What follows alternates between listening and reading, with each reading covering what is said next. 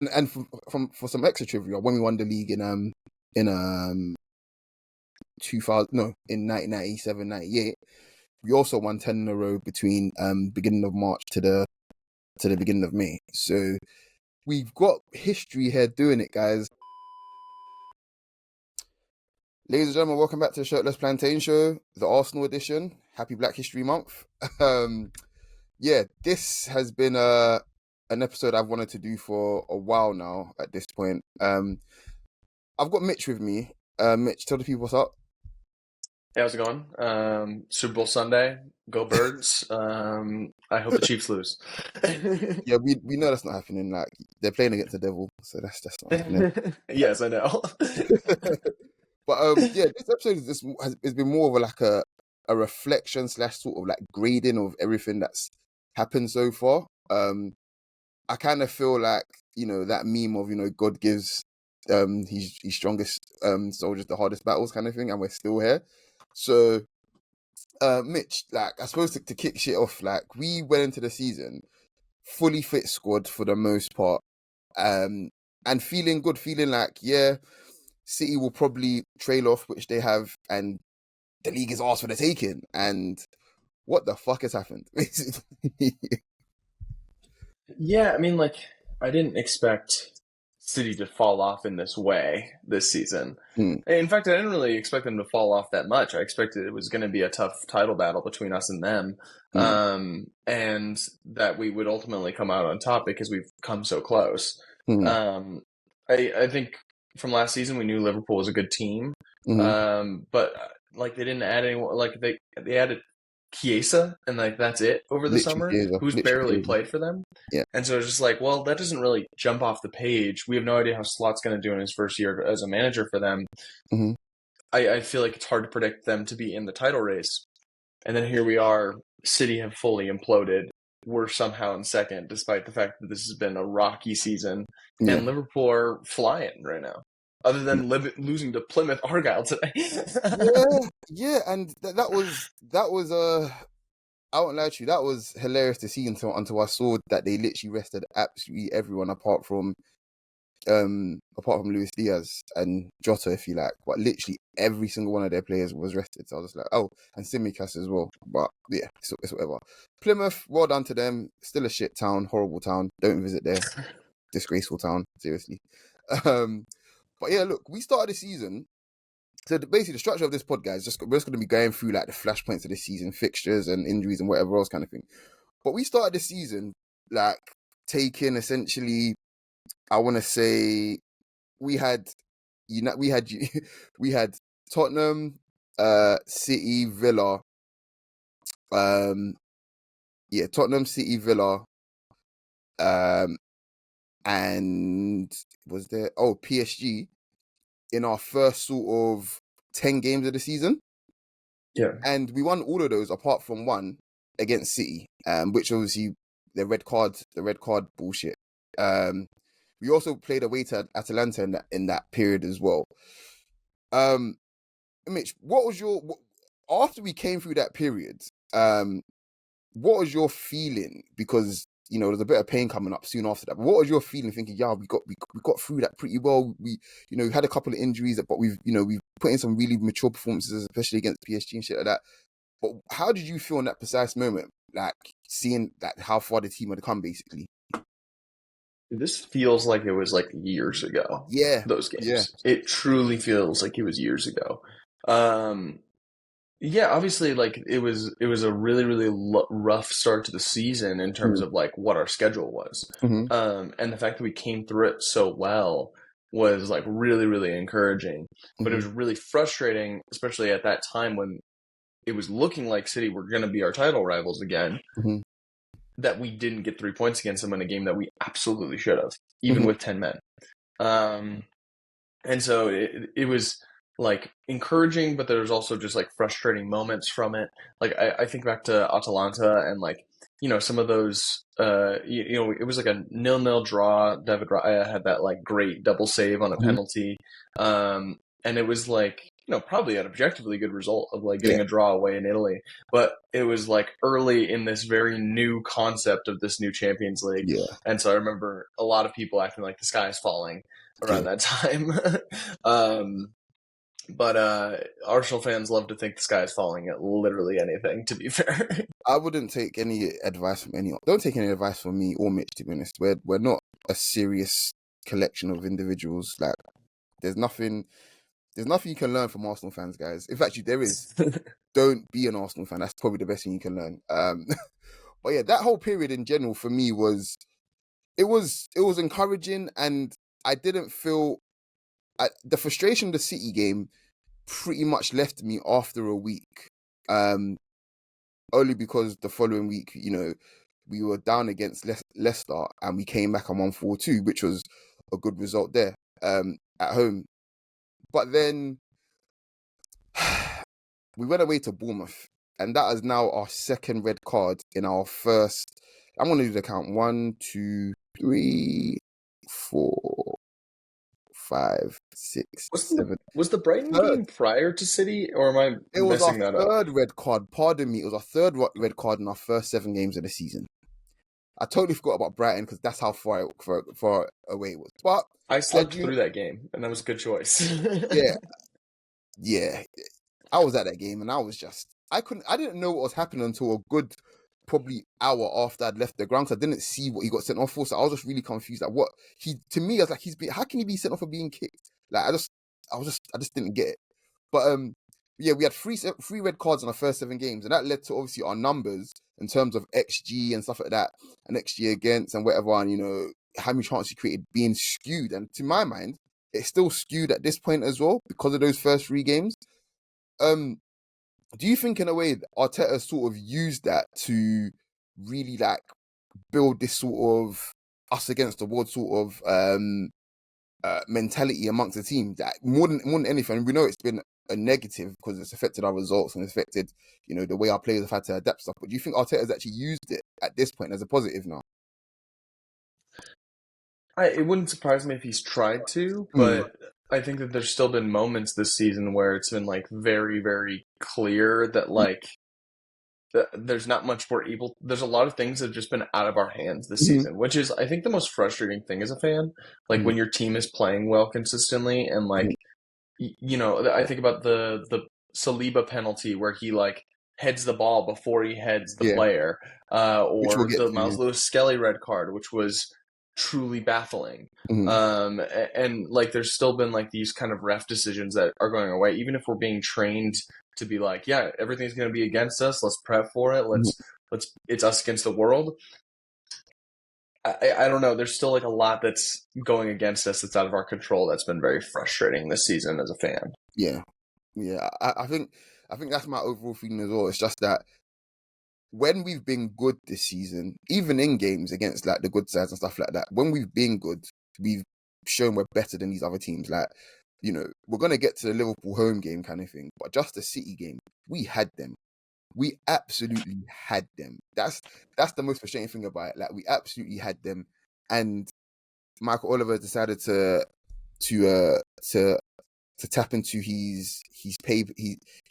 people that pay him. Do you know what I'm saying? Like, it's that really rubbed me the wrong way for a while. But again, first 7 games of the season, 3 red cards, and that's kind of what we should have come to expect basically in the league at least. But yeah, the Bournemouth game, I haven't seen anybody else sent off for that red card for Saliba, which is a running theme, by the way, guys.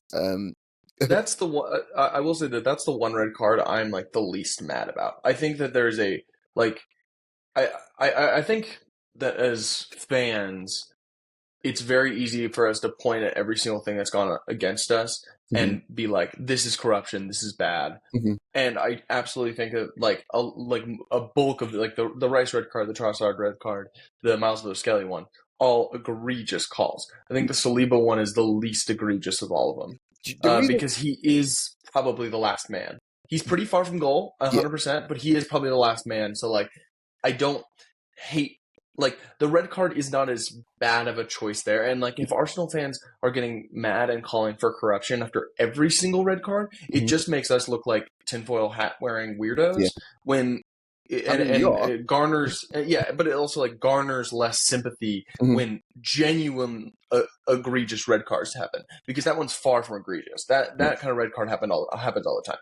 Yeah, well, you say that, but it would be a lot easier for us to accept if the next day, literally Chelsea against Liverpool, the exact same tackle doesn't get punished as a red card, and they don't go to VAR. Something like the referee essentially gives the yellow. We're getting on with it, and then this is the thing that I think a lot of people don't really grasp how frustrating it is.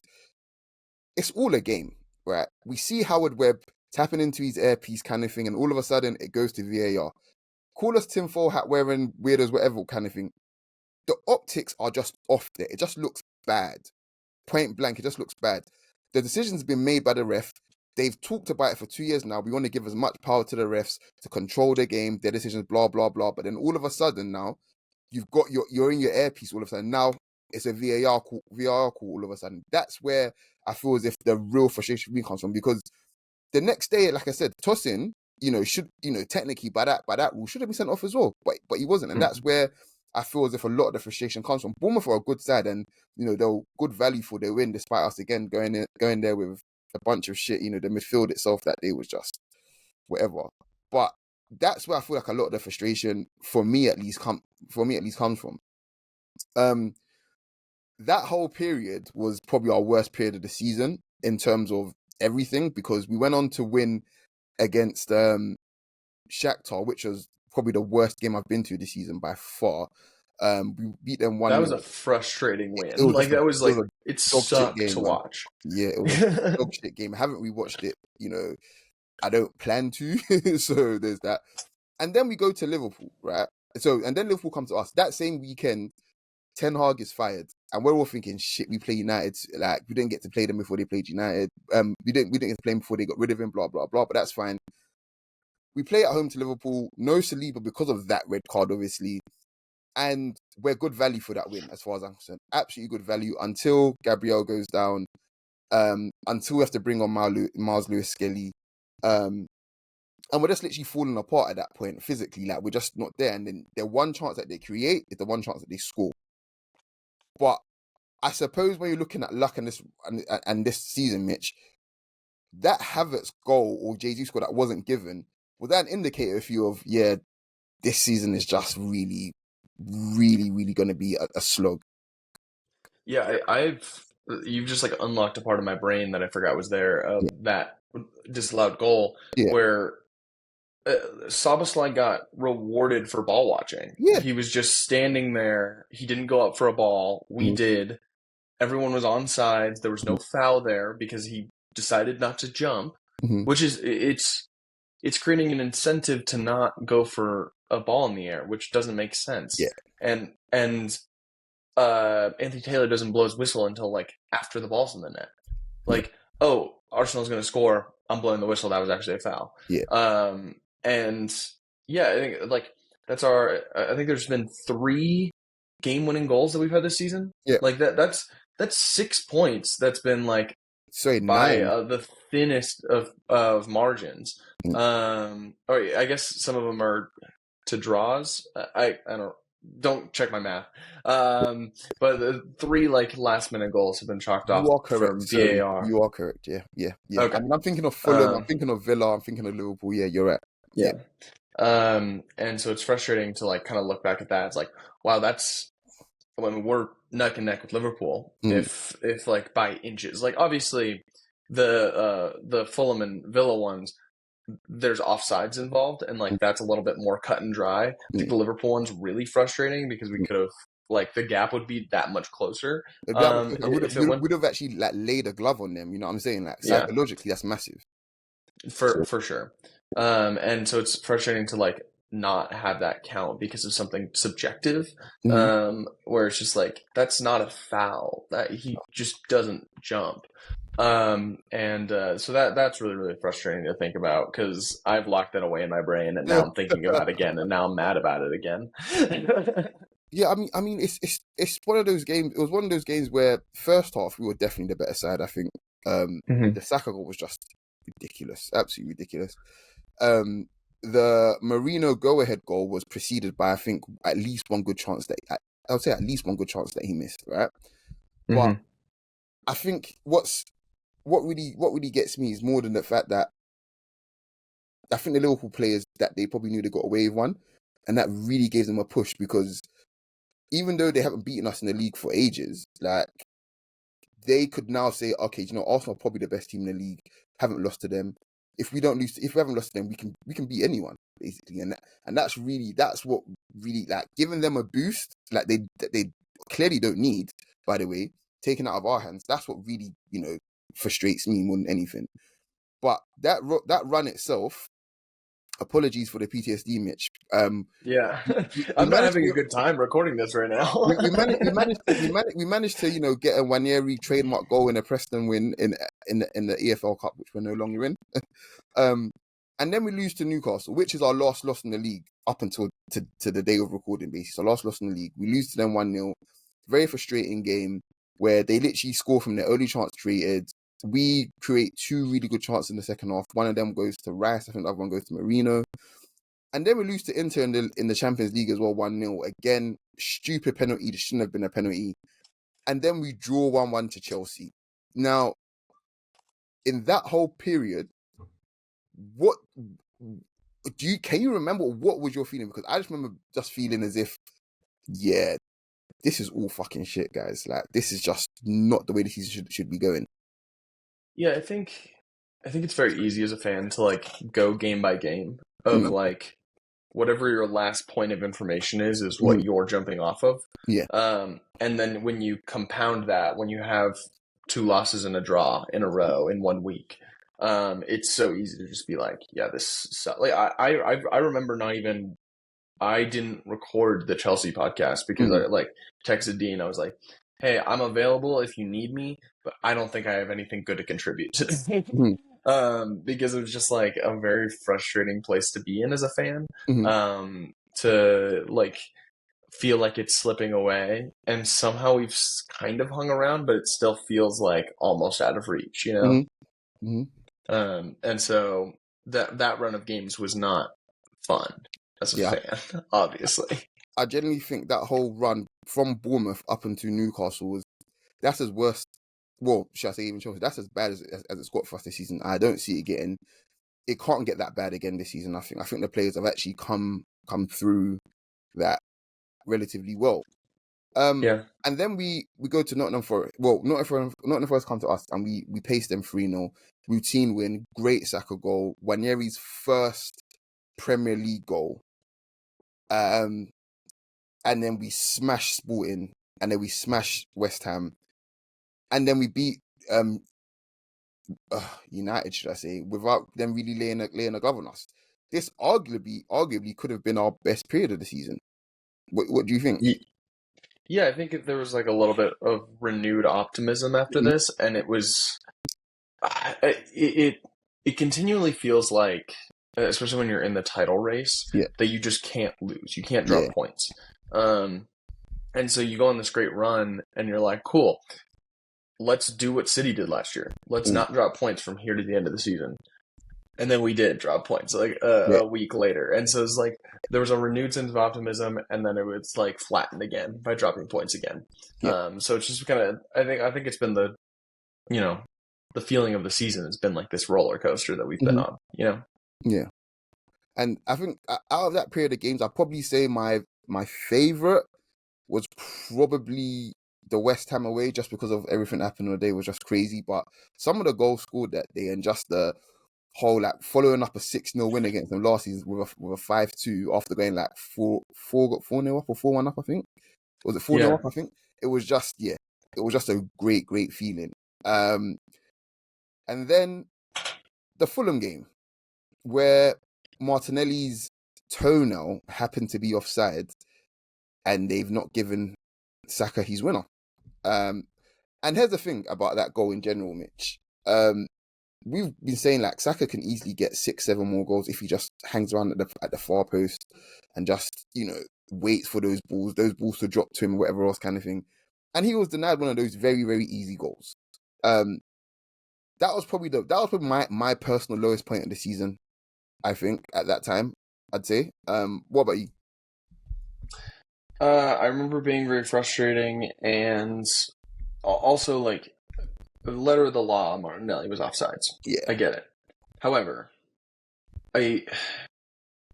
he's not gaining any sort of advantage by doing it. He collects the ball backwards. Mm-hmm. So, like, if we're using VAR on offsides to find things like that, where there's no advantage to be found because he's not running in behind early, he was in a slightly offside position, comes back to receive the ball, and then it should just be slate clean. Like, yeah, he was in offside position, but he came back to receive the ball in an onside position. Like, he's that far away from goal, it shouldn't be something that chalks the goal off. But I understand why it is. I understand, like, it's letter of the law, it will do that. But I think that like, the way that the rule is written is maybe bad, because that is just not an advantage to be had. Which, copium. Like, we drew the game. But, like, I was gonna say, there's gonna be a couple people listening thinking, "What's he talking about?" Like, that's the rule. But when you think about it, really, because the offside rule is going to be changed again in the next 2 years, it's going to be changed again, kind of thing. Offsides like that, to me, even if it goes against my team, I don't think I could be mad at it because it's marginal. These marginal calls, to me, it's a different one when it's like Harry Maguire. Harry Maguire on Friday, that's a fucking piss take. Offside all day long. Like, but when you're talking about these sorts of, I'm thinking, like, what is that? Like, how can we be talking about, it's a low scoring sport already, and we're talking off goals for bullshit like that, guys? Come on, man. Like, yeah, it's gonna suck when it goes against your team, but that's the whole point of this sport. Like, we're trying to see more entertainment, trying to see more goals and shit like that. Think about this, yeah. Arsenal beat Man City last week 5-1, yeah.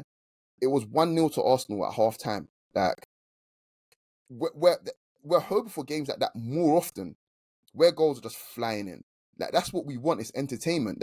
That's what we want. So, to me, a goal like that getting chalked off it left a really bitter taste in my mouth. Honestly, like, I understand it, but it sucks. We then beat Monaco, very mature win. Like, they didn't come close to us, to be honest. Saka got a couple of goals. But then this weekend, I think, was arguably probably the most pivotal weekend for us in the league so far. We drew 0-0 to Everton. Do you remember what the Liverpool result was that weekend as well? They also drew. I remember I was skiing that day and was like, Liverpool dropped points. All right, let's hope that we get this, and then we drew 0-0, and I'm thrilled that I didn't watch it. Yeah. I mean, we're in the stadium, and I'm seeing updates. Everyone going through their phone and shit. I've got poor receptions. I'm just relying on other people, like, just hearing what they're saying and shit like that. Oh shit, Liverpool are down to 10 men. Oh shit, yeah, Fulham are winning. Wait, hold on a second. No, Fulham are losing. Wait, and I'm like, and I'm thinking, while all this is happening, we're still drawing 0-0 to Everton. Like, that's what's, like, my head was just absolutely kettled, man. It was really, really bad.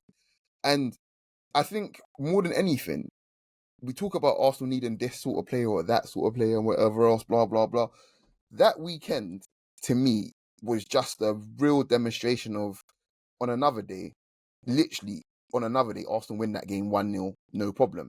Because we had the exact same sort of game against Ipswich 2 weeks later, and we got our one goal, and that was it, kind of thing. And why would we have to have that one day when Liverpool dropped points? That was really a shame. And I think in that period, Liverpool, in 7 games, Liverpool drew 3 in that period. I want to say, if I remember correctly. So yeah, very, very frustrating game. But then we go on to the EFL Cup that week. Gabby Jesus hat-trick, and he follows it up with a brace. And then again, the Ipswich game that I spoke about, we won 1-0. And then we beat Brentford 3-1 as well after going a goal down. To me, this was a very, very fun and, I suppose, relieving period, because we always talk about December, January being a bit shit for us and whatever else kind of thing. How happy would you for Gabby Jesus? And were you thinking, you know what, we found a player again, we've got an extra player back now that can contribute, and then, Yeah, it was strange because at that point I'd kind of given up on Jesus. And so he scored 5 goals in 2 games, and I was like, what the fuck is going on? Like, I don't know what's happening. But then ultimately, uh, Saka getting hurt in the second Palace game was devastating. It's been brutal without him. Yeah. I think the Saka injury, to me, I haven't been able to. I've just accepted it more than anything. I think the first 2-3 weeks, every time we played, I was like, "There's no Saka, so fuck this anyway. What's the point in this shit? There's no Saka kind of thing." But to be fair to us, the moment he got injured, right, we beat Ipswich, we beat Brentford, we drew 1-1 to Brighton after Nwaneri scored again, another bullshit penalty. And then, we had 2 cup games, right? We had 2 cup games, which were Newcastle, which we lost, obviously, and United, which we lost as well. But I think we actually coped pretty well. We didn't really, our attack didn't suffer that much in terms of the way that, we didn't look particularly toothless to me. We're just, you lose Saka, you're going to have to adapt one way or the other. It doesn't matter what team you are in the world. But I mean, those 2 games after that, of the Newcastle and United games, I think we accumulated like 6 XG in those 2 games and didn't score. So what are we supposed to do in those situations? I'm not being funny. Saka isn't going to finish Havertz's chances. You see what I'm saying? He's not. No. Obviously, like. But it was what I'm saying. It was a very frustrating couple of games. Oh yeah, for sure. Because of creating all these chances and not scoring. Obviously, I think with the United loss, I'm kind of thrilled we lost that game because right now we wouldn't be in Dubai.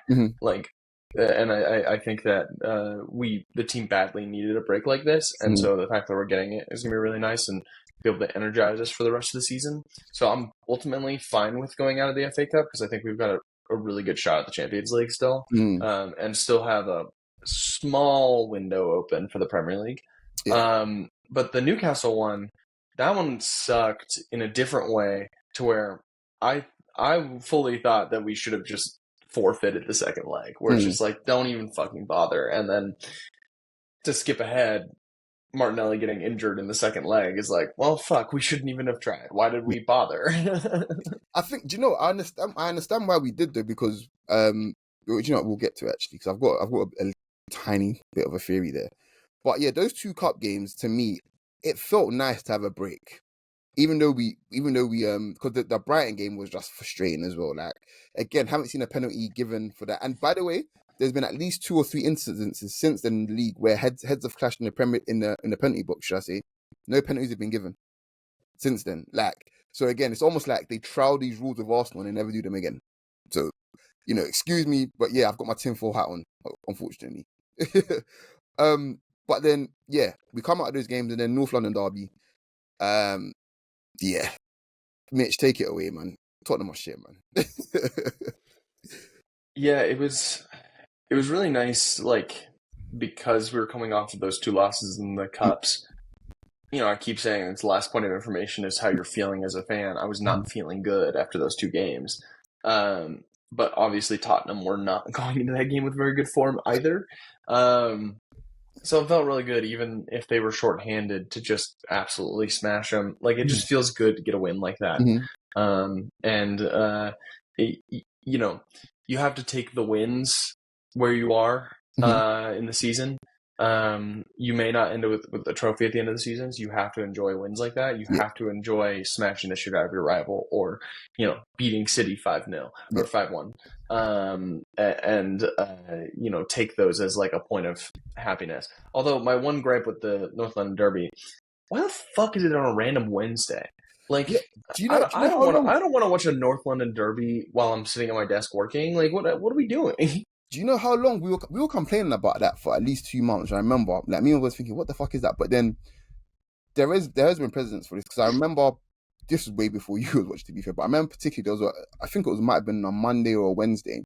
We beat them 1-0 at Highbury, and Reyes scored the only goal. Right, so it's midweek.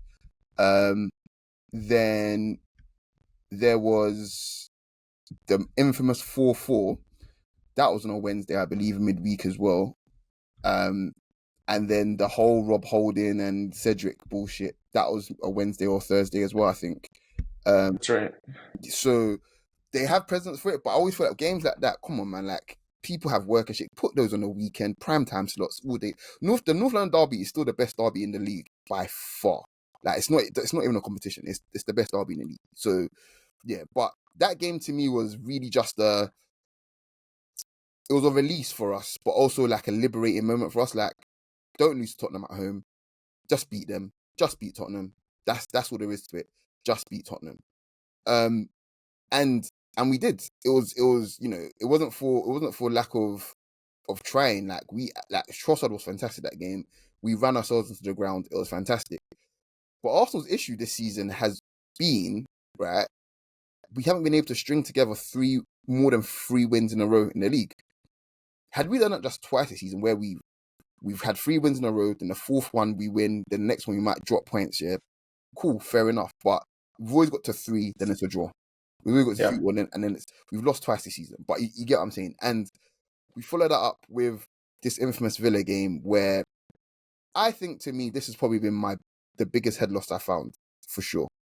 Like, this is the biggest head loss I found. So, yeah. I don't get, we're 2-0 up, and we essentially just chucked the game away, I think. I think that's what happened. We chucked the game away, but then we do well to get back into it, and then, so we do well to take the lead, if you like, and then get it taken away from us. And it just sucked. It really fucking sucked, man. But, yeah. Tell me how you feel. Was it a handball or not? Was it a handball or not? I'm trying to. This whole podcast is just me trying to remember things that I've locked away in my brain so that I don't have to deal with baby. it. And I don't remember anything about that goal that was chalked off. All I remember is that it was. Yeah. So Marino's hit a shot. By the way, Rice was fantastic before that, but Marino's hit a ball. Oh right, yeah, it hit Havertz's stomach. It doesn't even hit his hand. This is what I'm saying. So there's so many different angles where it's like, oh, you know, I could see if it was a handball. The issue it's straight up a Zapruder film. I have no idea if it hit his hand or stomach. Yeah. So I don't know how VAR got it. This is what I'm saying. But they took so quick to make the decision. That's what is the issue here for me. I can accept it being a handball. Certain angles, to me, I can understand. Even though to me, I'm like, you know what, it's still definitely not a handball. But I can accept them saying, you know, we've had a long ass look at this, and this is our conclusion. They did it in like a millisecond, and that was just really frustrating to me. Really, really frustrating. And then Trossard goes through, which again, he was probably offside for it, and then he misses the target completely. Just a really bitter game, frustrating game. I remember it took me like an hour and a half after the game was finished for me to record an instant reaction because my head was completely gone. And yeah, that was probably my personal, outside of Fulham, that was my personal lowest point of the season. Now, bearing in mind, after that, we still managed to sandwich 2 more Champions League games after this, by the way, guys. So we beat Dinamo Zagreb, really routine win, good game, some good goals in there as well. I think Odegaard got his first open play goal of the season that game as well. And then we beat Wolves. To my mind, Mitch, you switched off after the red card, right? That is correct. I fully turned the game off, which is the first time I've ever done that when Arsenal aren't losing. Yeah. I've turned off games early before, but it's typically we're down 3-0 late. We're just getting smashed or something. Where it's all right, I don't need to waste my time. That red card pissed me off so much that I just straight up turned the game off. And I also, I think if we don't get the win there, I think I'm fully prepared to just stop watching the sport for the rest of the season. I was very serious about that. Yeah. And then we got the win, and I was like, well, they pulled me back in. Yeah. I didn't watch the rest of the game. We got the win, great, but I was so frustrated. I had friends texting me hey, they just got a red card. It's 10 on 10. I'm like, great, cool. I don't care. I don't give a shit. I'm just truly at a loss of where my enjoyment can go with it, and I was just exhausted. There's been so many things like that this season that have just made it so frustrating and made the sport unpleasant to watch. And that was one of them. It's hey, that's a foul that happens in every single Premier League game. And it's a yellow every single time. And it's never a red. And so it's just all right, cool. I'm done. I'm truly done watching the sport. And then they pulled me back in by winning. sorry to cut you there. Someone's gone down in the Villa game, right? And they were literally knocked out cold by the football. Oh no. Okay, he looks good. But I think it's Dine. But it looked mental. He didn't even look like the ball hit him that hard, but I think it just hit him in a very awkward place in his face. And he went down literally like a ton of bricks. That is mental. Anyway, so yeah, look, the Wolves game. I don't blame you. I really don't blame you for being frustrated, because I was. But here's my thing, and maybe it's just me seeing so much of this shit over the years. In my head, I was like, we're still gonna win this game. Maybe it's delusion, maybe it's just experience. I don't know, but I was like, Wolves are shit. Like, make no mistake about it, guys. Wolves are terrible. Absolutely terrible. I was looking at it thinking, yeah, they got Matthias Cunha, but I have no doubt in my mind Arsenal will still find a way to win this game. And it was probably my favourite win of the season overall. And I say that probably above the City game, because of everything that followed it and everything that's happened during it as well. I mean, you got these horrible, horrible, racist, bitter, just terrible people that they call themselves journalists, villainizing an 18-year-old Englishman, by the way, and trying to protect a referee and the institution that are clearly not here benefiting the game, kind of thing, and they're making an 18-year-old the face of villainy here.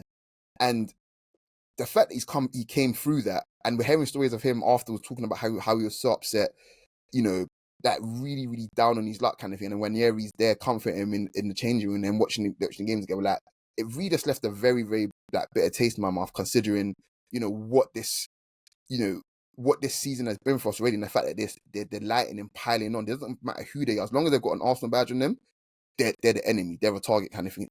An 18-year-old Englishman that should be going to the World Cup next year, as far as I'm concerned, he's still the enemy.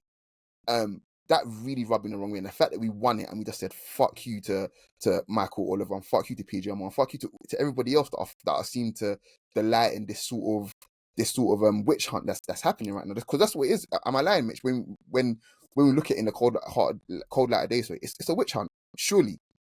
Yeah, I think particularly after the City game, it's definitely categories as that. I think I saw less of that sort of thing after the Wolves game. I think the Wolves decision was the first time I've seen a lot of people on the Arsenal fans' side about something where it's like, that was crazy. Yeah, what the fuck was that? Yeah, I mean the wider sort of community was like, yeah, that's absolute bullshit. But then you have these loud minorities, these people that are these big public publications kind of thing, that are pushing this idea that, yeah, there's only one villain here and it's not Michael Oliver. Stuff, what are you talking about? Even your choice of words, you're trying to create a narrative of this person is the enemy. He's the common enemy here. It's like, no, the common enemy here is bad decision making and people that are bad at their job. That's the common enemy here. So that's what really rubbed me the wrong way. But moving on from that, the winner midweek came from someone we mentioned already, Wanieri, which was in the Champions League against this win, and the City win to me is very symbolic for a lot of things. But Girona are a part of the City football group, which to me is just a conglomerate that shouldn't exist. It's, to me, illegal, even though it's not, but it's wrong. And Arsenal are a team that have suffered at the hands of these sorts of corporations for the last 20 years. Like, these oil clubs have essentially they've stolen trophies of Arsenal. They've stolen trophies of many, many clubs, but I feel like Arsenal have probably suffered the worst of it. So yeah, us beating Girona and then smashing City, I feel like it was a very sort of what's the word I'm looking for? It was a release. It was just it felt good. You could breathe out and say we've really got our own back here. But what was your feeling of those two games overall? The Girona game was pretty fun. I enjoyed that winner from Wanieri, but there's also just like that moment of like they scored to draw it 2-2 later in the game, and like the live thing that was updating of like who the opponents were. We went from what it currently is, which is PSV, Feyenoord, Milan, and Juve, down to the tier right below it, which is City, Madrid, and Bayern and Celtic, and it's like, oh, this is horrifying. I don't want to be in this group. And then it got chalked off and we were back up and it was like, oh, thank God. So that was very scary. But overall, our performances in the Champions League, I think, particularly in these away games in the Champions League, We've been we've really good. looked way more composed than we did last year. Mm. I think last year in like away Champions League games, I think the lights were a little too bright for us at times. Mm. And I think that's what gives me confidence that like, yeah, we could maybe go all the way this year. Is we've looked so much better in these away games. Like if we're playing a team like Juve, that are a very, very stout defensive team. Well, I'll tell you what, those two games are going to be boring as fuck if we play against Juve. But give us a 1-0 at the Emirates and a 0-0 at their version of the Allianz Arena. We can lock that down. That's happening. Yeah, he'll just be like, yeah, he'll be like, that's fine. He'll even be frustrated that we tried to entertain. Like, he'll be like, yeah, that's fine. That's absolutely fine. He knows the margins in Europe are so fine that you literally just taking a chance there. You could be the difference between you like going out. I'm not saying we need to be defensive and be boring, but I'm just like, he recognizes just how fine the margins are in Europe, especially. So you're right. Like our performances this season away from home have been so much more encouraging, and we haven't heard the narrative. Oh, Mikel doesn't know how to perform away from home in Europe. Like that narrative is dead. It's gone. It's buried. It's finished. For sure. You know. So that was really like just a nice sort of monkey to get off his back, if you like. But then we come to City, and I was telling my mates all week, we're gonna absolutely smash them. Now, like they all thought I was like, yeah, you're just being over. I was like, no, we're gonna smash them. We're gonna absolutely fucking. And I have one Liverpool friend was like, it's gonna be a bloodbath. Like I was like, yeah, I know. Like we're absolutely gonna smash them. And I wasn't disappointed. The only thing that disappointed me is that I think we could have got more. I genuinely think we could have got more.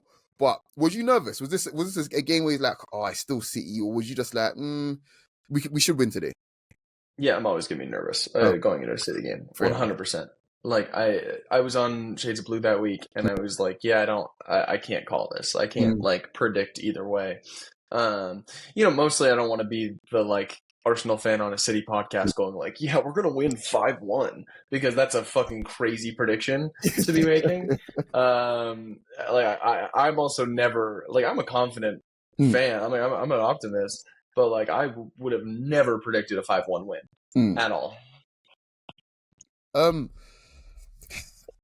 I suppose at what point did you ascend into Nirvana? Because for me, I think the Lewis-Skelly goal for me was the moment where I was like, oh my god, it's gonna get ugly. It's actually like I knew we were gonna, but like there's so much time left in this game. So I think I tweeted at the time. I said, or should I say, I skeeted on Blue Sky. Said, guys, don't disappoint me. Like there's more than enough time for 2 more goals, and I think I said this at 4-1, maybe 3-1, and we undershot it, if you like, but yeah, it was just a fantastic moment in the season in general, and the fact that the fallout from that afterwards has been all about trying to put an 18-year-old back in his place, if you like, and not about the fact that Pep suffered his greatest ever league defeat, and the fact that Declan Rice should have been a City player if all things being equal, but he chose us over them, kind of thing, and he absolutely wouldn't have stood for a 5-1 loss away from home. All these stories are there to be spoken about, but we're speaking about an 18-year-old giving some back. We're talking about Gabriel giving something. Like, what is that? Tell me what that looks like to you. It seems a little bit racist. It just a little bit. I mean, God, I'm not going to stop you. Keep going, man.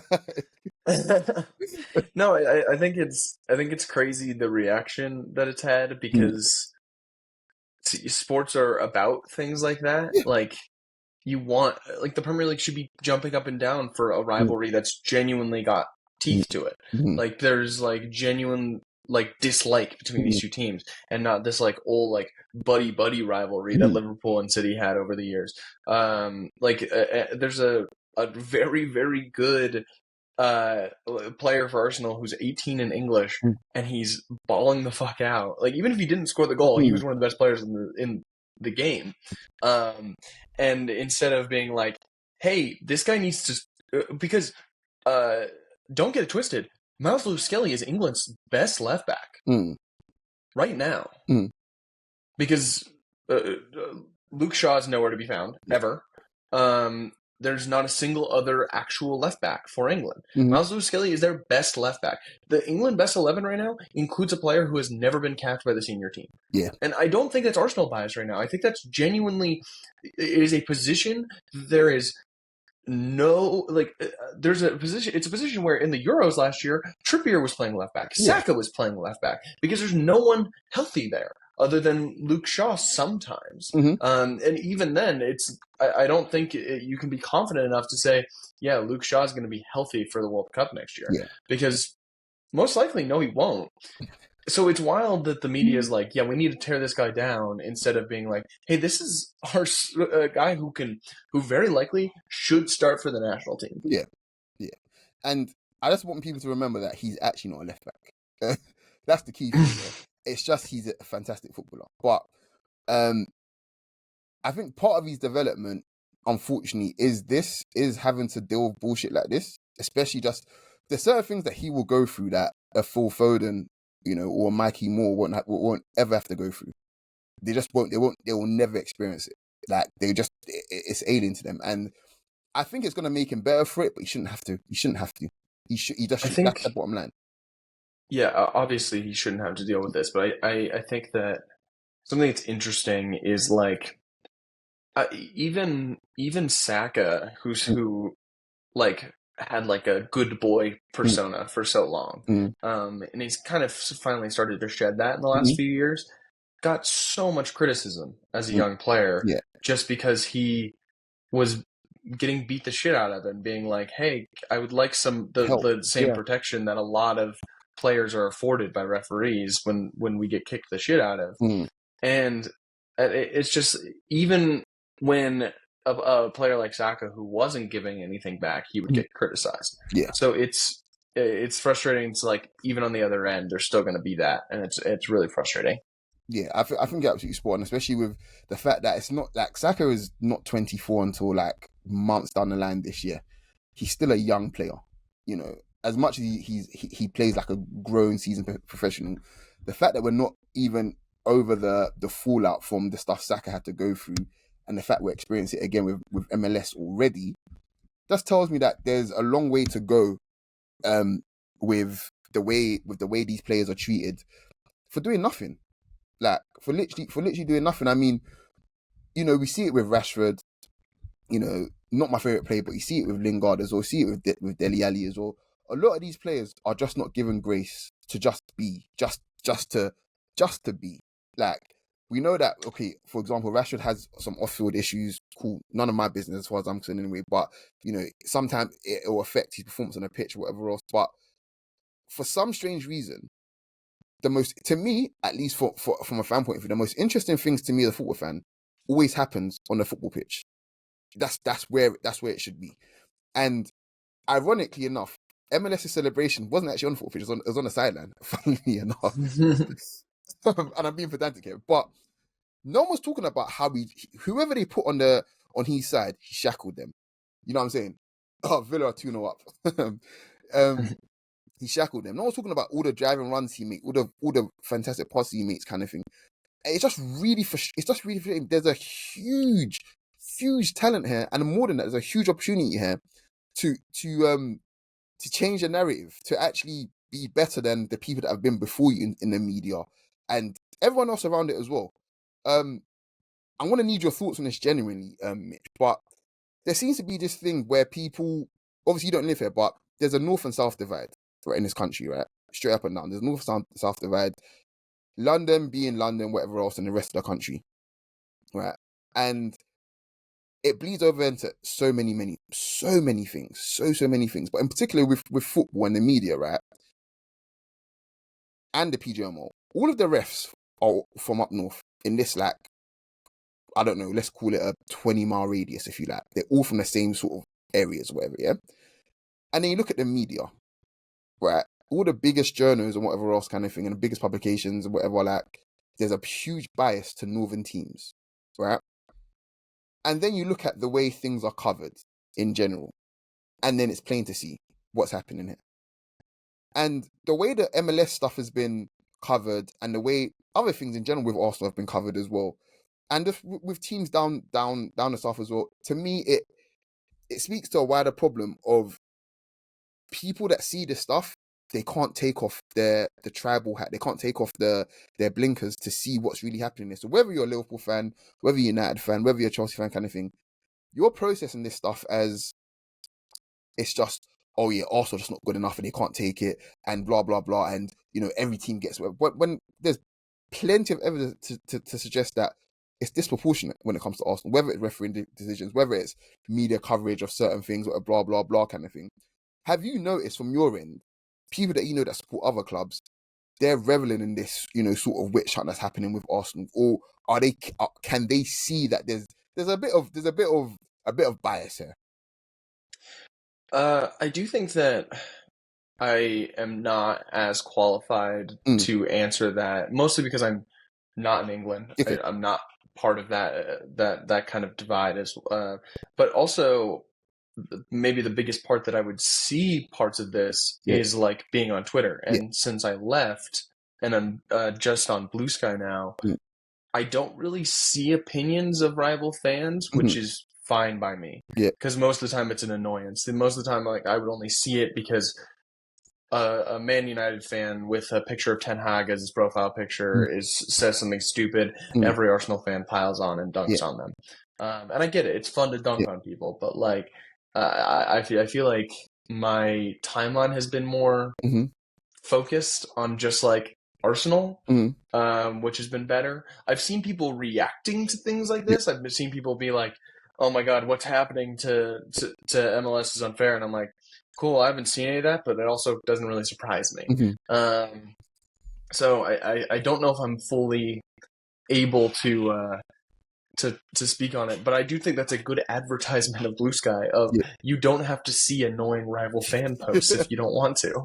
No, I think you're spot on. And for me, I've been using Twitter way less than usual. I haven't really used social media that much every so often, but when I want to get, you see my skeets, like a lot of the shit is just a lot more sort of wholesome, if you like, because Blue Sky allows for that, for you to just to kind of be yourself a bit more. Whereas with Twitter, it's like, oh, the sun's looking really nice today. Well, fuck you. I hope you die, you piece of shit. Like that's literally what it is. Like for some reason. So you're absolutely spot on there. But for me, for example, right, seeing the fallout from it all, kind of thing, you have it's just what I've observed. You have a section of people that don't support Arsenal that are like, oh well, like Arsenal fans were getting too big for the boots. This is what they deserve. Blah blah blah. You deserve, like, Arsenal deserve to be disproportionately ref differently, to have headlines written that are just not true, or to have a narrative written about them. Like we somehow deserve that because we said some annoying shit about your team one time, whatever else. Okay, cool. And then you have some other people that are like, well, no, this is actually true because Arsenal, and it's like, and you have another section of people thinking, nah, this is just bullshit, guys. Let's actually be serious here. And the last people I mentioned are by far in the minority, But the first two sets of people, to me, it appears as if there's a level of a few things here, a level of irrational hate, which again is sports, so I get it, but then I don't get it. But then there's also a level of being pleased that it's not them, if that makes sense. It's like, as long as it's not us, it's fine. Like, we can let it fly, kind of thing. And that's very problematic. Very, very problematic, because there'll be a time when it will be you, kind of thing. It will be. It might not be as bad as us, but it will. But it will be you. And I feel like we have to be honest and be objective and say certain things just aren't right. Like, I saw a tweet, right? Very, very annoying. I saw a tweet where it's a Liverpool fan, by the way. They said what's happening to MLS and Garnacho, whatever else, isn't right, kind of thing. But I'm so glad that Liverpool are able to shield their young players from this sort of thing, and they can keep them humble, and they don't really get into any of these sorts of like altercations. And I just sat there pondering to myself, thinking, well, I'm not going to reply or anything like that, but I've blocked the person. But I was like, they really think like this. They really think that somehow you've admitted that it's not right, but somehow it's still the player's fault anyway.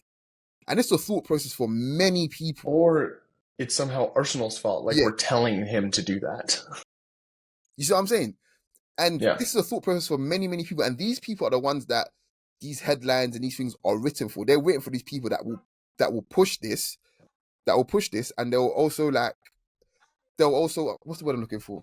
They'll believe it to the extent where it's like it becomes a norm to them, So that's an issue for me. But I feel like we've I suppose we segued here. Transfer window. Out of 10, how disappointed are you? I'm fine. Like I understand people's frustration, but I also think that there's a lot of people that like transfers more than the actual games. Mm-hmm. Like I think if we had brought in that Norwegian kid who probably wouldn't even have played a minute for us the rest of the year, people would be like, all right, this was a solid window. We've done something. But the fact that we didn't bring anyone in makes it disappointing. And I agree that I think we could have used reinforcements. Unfortunately, January is just a tough window. There's just not many opportunities for reinforcements. I think the only truly top player that moved is Kvaratskhelia from Napoli to PSG. And that situation was unique. They were trying to get rid of him 2 months before. So yeah. So there's not that many opportunities in January. I also think we were maybe hindered a little bit by not having an actual sporting director. I have no idea how it went behind the scenes in that regard, but I imagine your sporting director leaving mid-season is even as high as Ito has been talked up. I have no idea how his job has been limited by the fact that he doesn't have a permanent title and stuff like that. But yeah, I'm fine with it. I don't think it was worth bringing someone in if it disrupted long-term plans because of where we are in the season. We are not close enough to Liverpool to warrant being we've got to make win now signings. We've got to make Jorginho Trossard signings kind of thing. When I truly don't think that's the place we're in right now. And I understand people's frustrations, but it's only going to be more annoying down the road. Imagine we bring in someone like Murata or something like that, in a permanent deal, and then all of a sudden we have to deal with 33-year-old Alvaro Murata. Yeah. Oh great, that maybe gets us 2 more points the rest of the season. And now we have Alvaro Murata on our team. What are we supposed to do now? I don't. I understand people's frustrations, but I also think it was a little overboard.